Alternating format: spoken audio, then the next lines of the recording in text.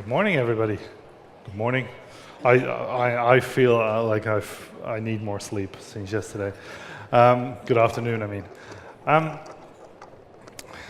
The year is 1987. I'm 5.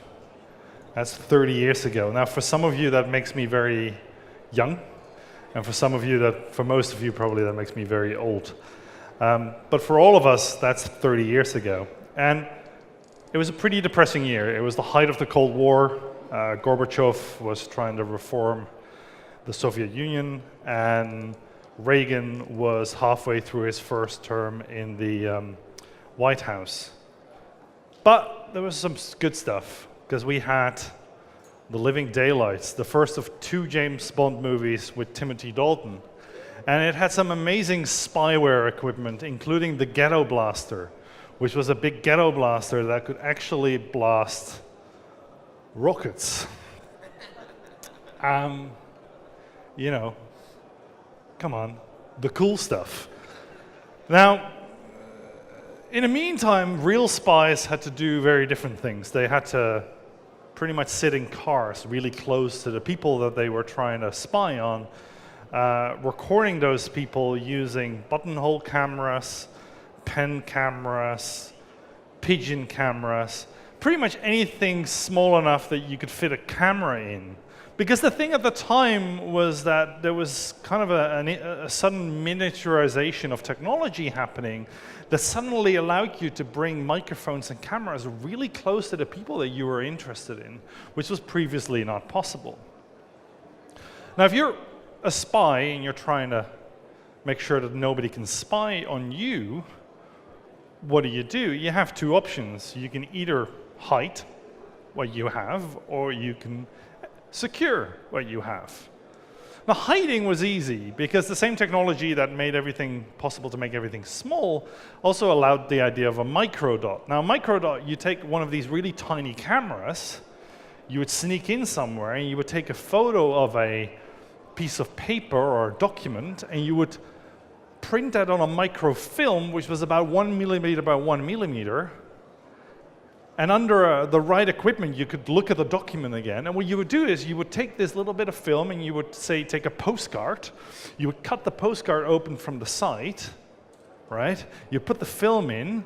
You take some starch or some egg white. You close it back up again, and you send it home to Mother Russia, or whoever else you're spying for. Now, if you wanted to do encryption, you needed something a bit more advanced. One of the things that at the time was really popular was a MEROT device, a message entry and readout device. And one of the popular ones was the MA4450. It could store 6 messages, right? Each message could hold 475 characters. I mean, that's advanced. Even Twitter can't do that yet, right? It could store 4 station addresses, which were effectively just keys, encryption keys. And it would automatically listen to the keys that it has stored. So if somebody else was transmitting those on those keys, on those frequencies, it will automatically save those messages. It could store up to 16 messages and store them in the memory. Now, of course, you wanted to make sure that if these devices did not get stolen or hijacked or in any form. So they had 2 clear buttons, and if you pressed both of those, it would clear all the keys, all the messages, all the incoming messages, outgoing messages, everything. You did not want to be the one accidentally pressing those 2 at the same time. Now, of course, what that meant is the only thing you had to do was to get close to one of these machines, because if I had one of these machines, I had all the keys, and if I had all the keys, I could send messages and listen to messages without anybody noticing that I was doing that. Of course, you know, organizations then came up with a scheme called rotation sheets, where we would all agree on which days we would be using which keys for which transmissions, right? But this kind of just shifted the problem, because now all I had to do was get one of these rotation sheets, take a little photo with my microfilm camera, right? Turn it into a microdot, put it in a postcard, send it back to Russia. If you get one of these, that's when you hit the jackpot, right? Not when you hit 21 at blackjack, as James Bond makes us believe. Now, who am I? I'm Cristiano. I'm a fan of encryption. I work as a freelancer with a company called Virtual Security. I want to make it very clear, though, that I'm not a security expert. What I want to show you today is how accessible security is these days to even people who are not experts, and how important it is and how easy it is to build end-to-end encryption into your applications. So let's talk about encryption. I think for those of us who've done computer science, we might have had it, but even for me, it was a while ago, and for the rest of us, we might have an idea of what encryption is, but what is encryption really?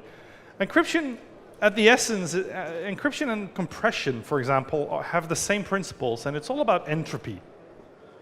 Now, like I said, if you've done computer science, you might be familiar with this Shannon's entropy formula.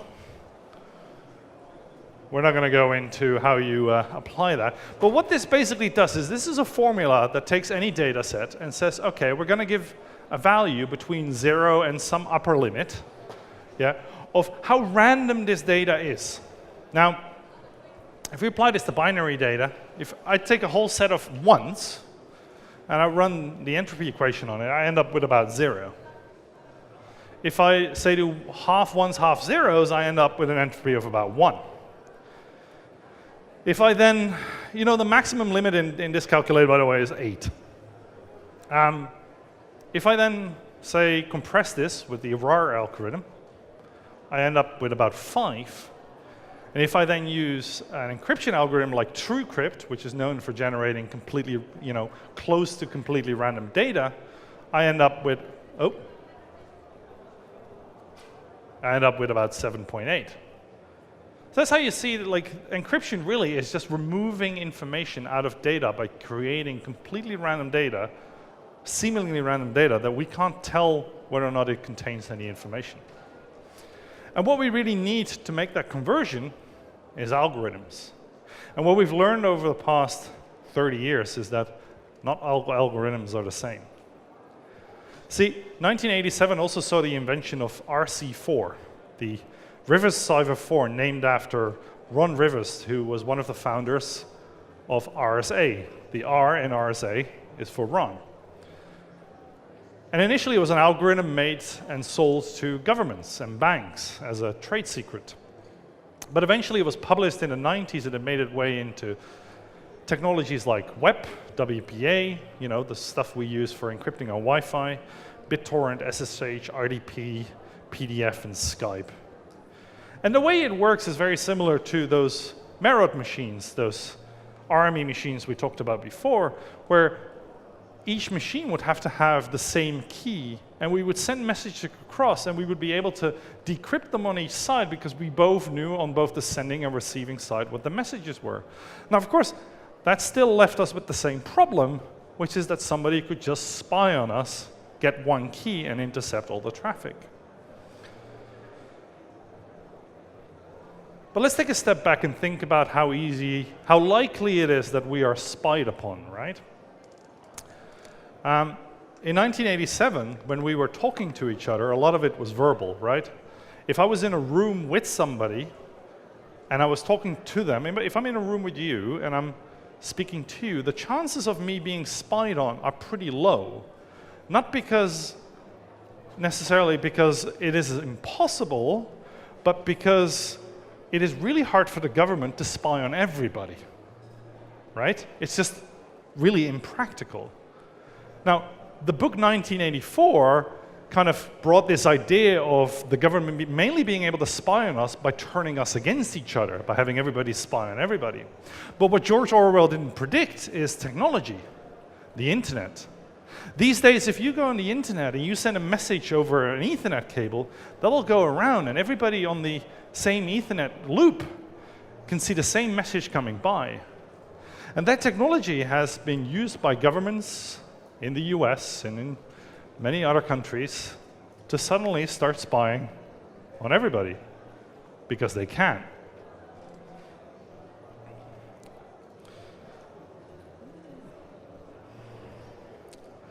Now, over the years, many people have started to think about how can we improve that encryption method. And one of the hardest things was to kind of solve the problem of how can we communicate something not with two of the same keys, but using different keys on each end, and how do we limit the effect of one of those keys being compromised? And to solve this, a lot of work was done, actually behind the scenes in governments in the 1970s already, and a few clever people in the 70s came up with one very important thing called the Diffie-Hellman key exchange algorithm. And it was a very easy and simple algorithm that suddenly allowed us to exchange two keys between devices without anybody being able to intercept them. And that worked really well on the idea of one-way functions. Now, a one-way function is something like a color exchange. So for example, let's say we start two parties. Let's say A is my Wi-Fi router and B is my computer. They both know the password. They both add their own secret color on top of it. We then mix those colors together, right? We exchange those just publicly. We then add our own secret colors on top of it again. And then we both end up with this common color secret that nobody else knows, and that you can't determine by looking backwards at the interaction. That doesn't really come across. That's brown. Those are brown. It's really hard to see. Because it's really easy to say, hey, you know, blue and red make purple. But if I tell you, hey, which two colors do I need to mix to make purple? That's really hard, because it really depends on what one of the two colors is, which other color you need to mix in. So those are one-way functions. Now, one-way functions are, you know, computers don't like working with colors. They generally like to work with ones and zeros, with numbers, with bytes and bits. Luckily, we know a one-way function that computers can totally deal with, which is factorizing integers. So which two numbers made up 143? Anybody want to take a stab? It's 11 and 13. I was hoping at least one person here was like, I can do that. Now, that actually is pretty easy, but if I give you that big number, for you to determine which two numbers actually made up that number, and in this case, those are primes, so there's only two numbers that make up that big number, is really hard. Yet it's really easy for a computer to do x times y, right? Now, if we use the color exchange kind of principle, and we use this idea of large prime factorization, and we combine those two things, we end up with public key encryption, or as it's sometimes known, asymmetric encryption. It's the idea where we can create two keys for each machine, one that is private to the device, and one that is public for each device. So these are 4 different keys. And we can simply send a message by taking a message, taking the public key for this device, encrypting that message using that key, sending it over, and at that point, the only person who can decrypt that message is the person who has the private key, which lives on this device, to decrypt that message. Now, what was really cool is once we had this in place, we could do some other cool stuff on top of that as well, like creating signatures. Because I can send you a message and did I do that?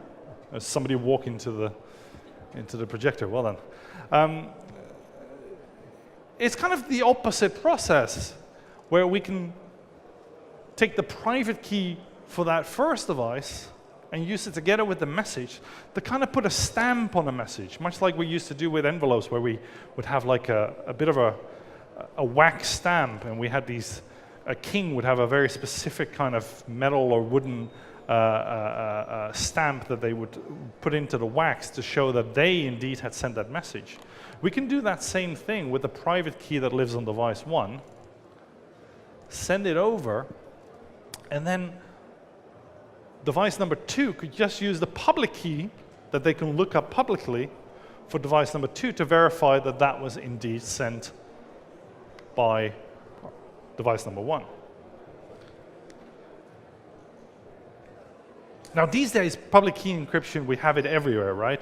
PGP, SSH, SSL, TLS, Bitcoin, They all are based on this principle of public key encryption.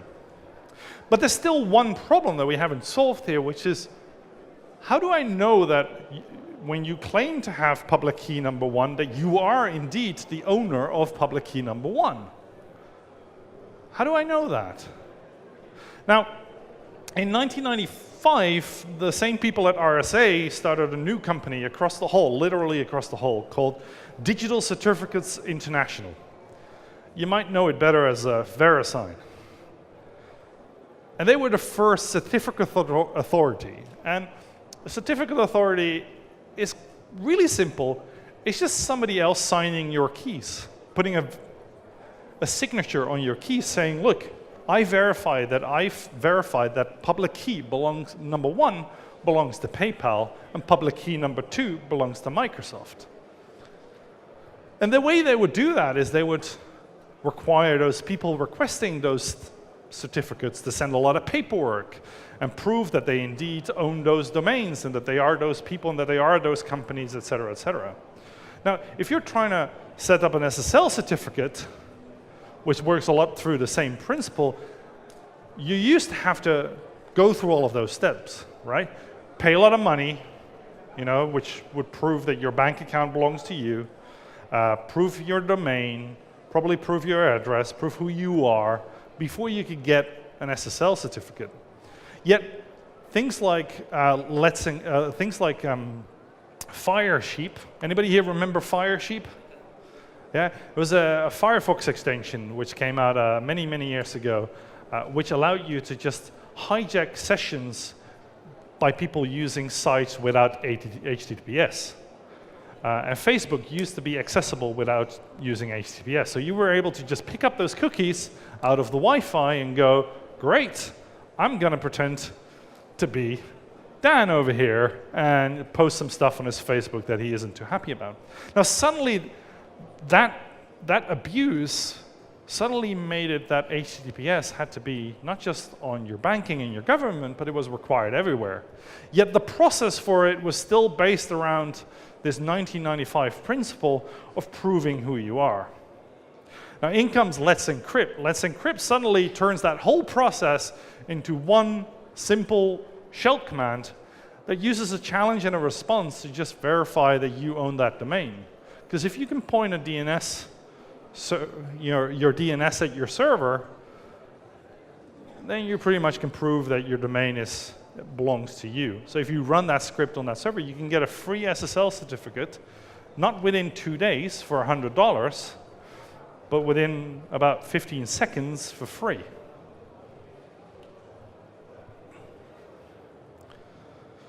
Now in the 90s, I want to take a little step back again. We had the crypto wars. The crypto wars came around the idea that a lot of these tools for encryption, the US didn't want that to be exported. So it fell under the same rules as ammunition, which meant that you could not send it to countries like Russia or even Romania because of export rules. But this had really weird side effects. So Netscape, the first browser to implement SSL, had 2 different versions. The international version and the US version. The international version only used 40-bit encryption for their SSL certificates, for their SSL encryption, which even on a computer in 1995 only took you 2 to 3 days to decrypt. Now that sounded like a good idea, right? Except for if you were a US citizen and you wanted to get access to the US version, you had to go through a lot of hoops to verify that you were a US citizen. So as a result, a lot of people in the US were just using the international version, which was less secure, which even allowed people like spies from other countries to see what American citizens were doing. Now, of course, a lot of that changed in like the late 90s, early 2000s, but one thing that still stands out is around like 1999, you could not export a device that had a capacity of more than 2,000 million theoretical operations per second outside of the US. And this is exactly the time when Apple announced their new Power Mac G4, which was had a lot more processing power than that, and technically made it a weapon of mass destruction. Now, I realize I don't have audio with this. But they had a lot of fun with kind of their advertising around that to show that this was indeed a weapon of mass destruction. And that it should be secured and kept away from the enemies. That's okay. You can see that online. Now in 2017, we kind of have a second crypto war. And a lot of it is to do around kind of our communication, right? Snowden, Manning, Assange, WikiLeaks, they've all shown that the government really likes to snoop on us, not because they necessarily have to, but because suddenly we've allowed them the opportunity the possibility to even do it. The NSA there's proven that the NSA has actively tried to put backdoors into many encryption methods, so to known exploits that only they knew about, that would make it a lot easier for them to decrypt the messages that we thought were secure.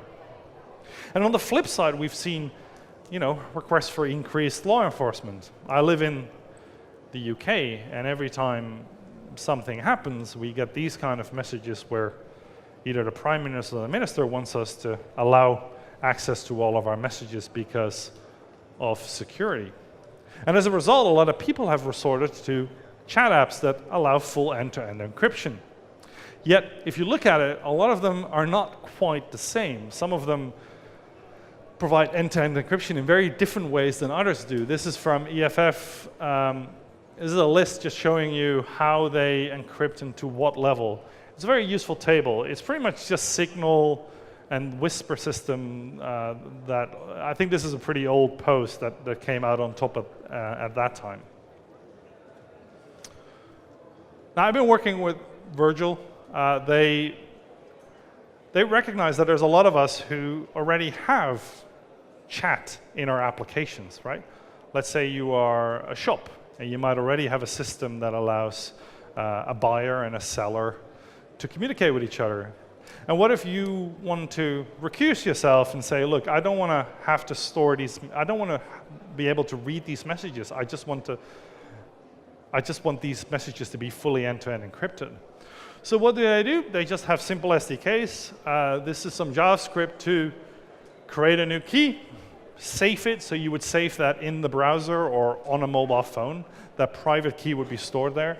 And then you'd create a public key, or they call it a Virgil cart, because it stores some extra information in it.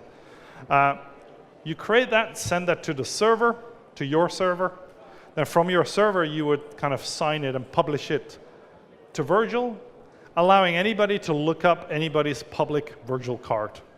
And once you can look up anybody's virtual card, either by their username or their email address or something else that you use as an identifier, encryption becomes a one-liner. So in this line, we're saying, okay, Alice is signing and encrypting with her key for Bob all the messages and turning it into a string. And decrypting is just the opposite. Let me give you a demo of that. So, there we go.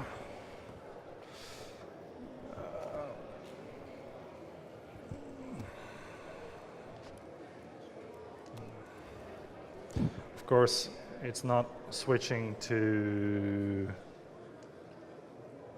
mirroring. There we go.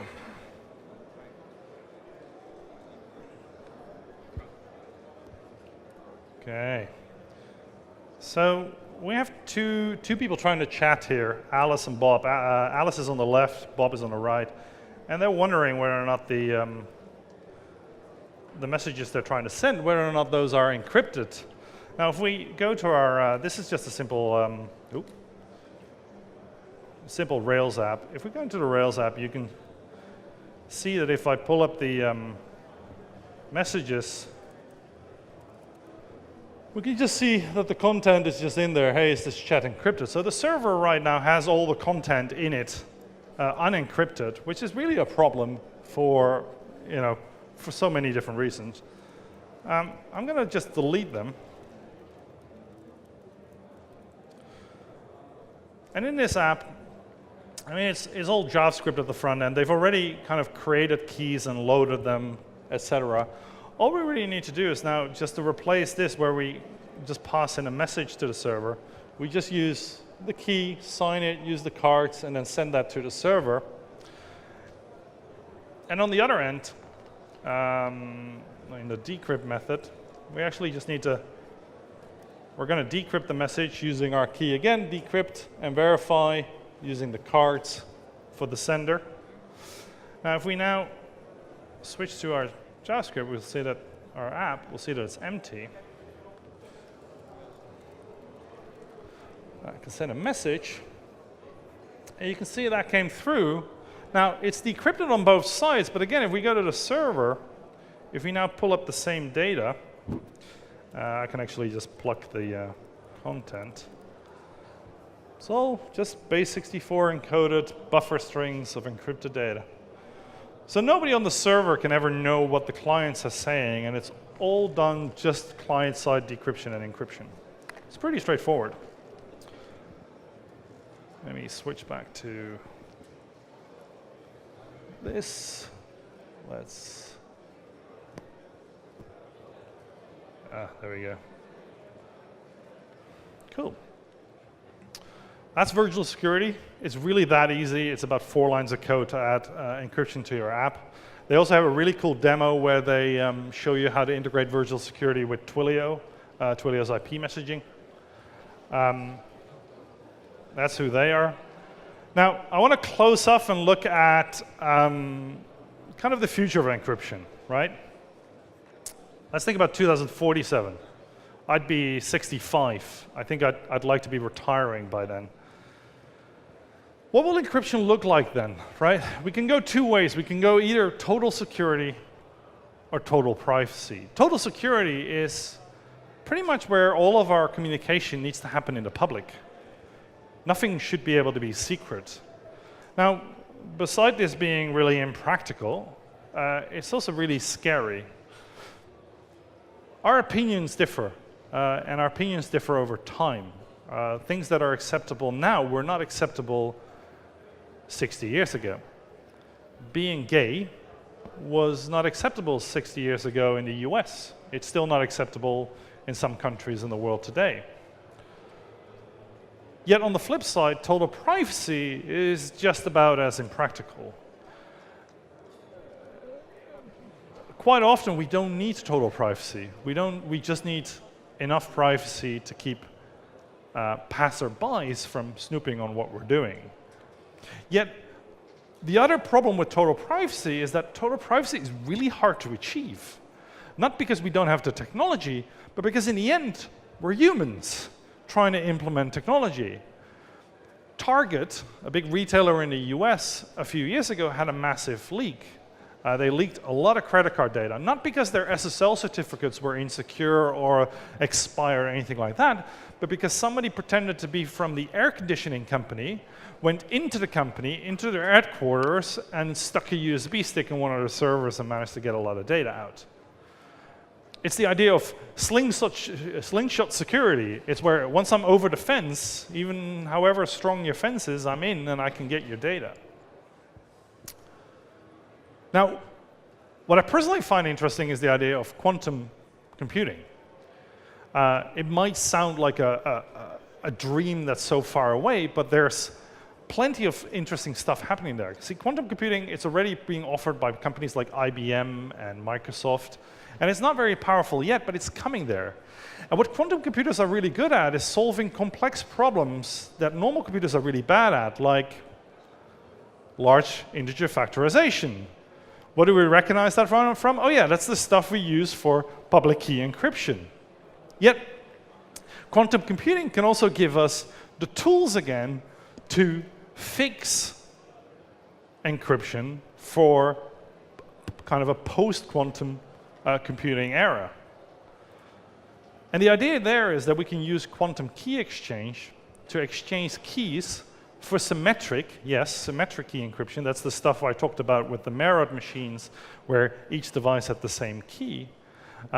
We can actually exchange keys between 2 devices using quantum key exchange, which is kind of the idea of sending a key between two devices where we're playing tennis, but we're playing tennis with soap bubbles. So I'll send you my key in a soap bubble, and if somebody intercepts that, it will pop and disappear. So we can send two messages between two devices, being absolutely sure that nobody's intercepted that message at all. And then we can just use traditional symmetric key encryption to do the rest of the communication. So let's forget about 2047, right? 2147. Every mobile phone has a quantum computing chip in it. All communication between every device is guaranteed, fully encrypted, and cannot be decrypted by any government, any organization. What will that mean for law? What will that mean for society? I don't know. It's exciting. Thank you.